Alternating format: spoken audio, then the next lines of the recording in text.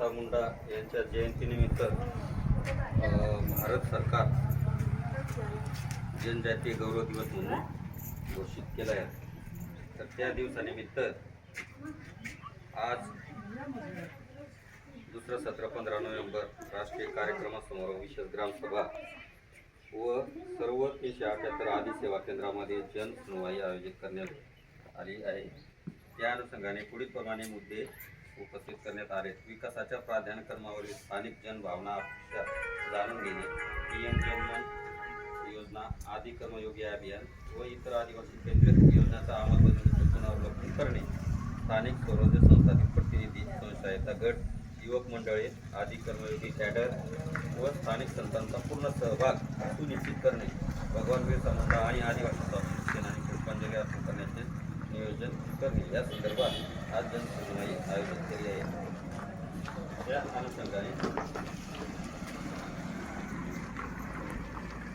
आदी सेवा केंद्र एसटी या 2 जनसुनवाई सत्रे आणि समन्वित उपस्था केंद्रबिंदू म्हणून कार्य करतील। आवश्यकतेनुसार जवळच्या ग्रामपंचायत भवन, आदिवासी कल्याण कार्यालय या ठिकाणाचा उपयोग केला जाऊन प्रधान्य एसटीला द्यावे।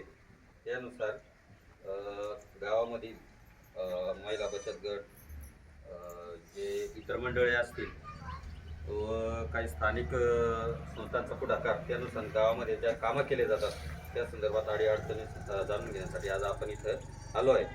तर काही लाभार्थी असतील, शबरीवाले असतील किंवा आदिवासी ज्या महिला आहेत त्यांना आतापर्यंत कुठला लाभ भेटला नसेल, तर तो लाभ भेटण्यासाठी आपली नोंदणी आदी सेवा केंद्रामध्ये करायची आहे।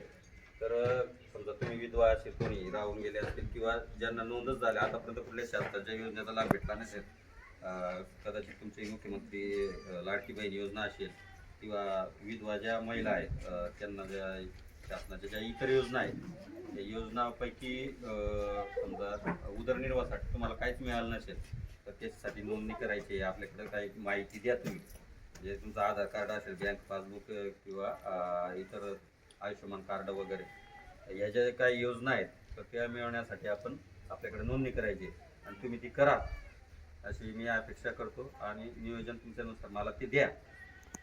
आता कोणी राहिलं असतील तर तुम्हाला तर माहीतच आहे।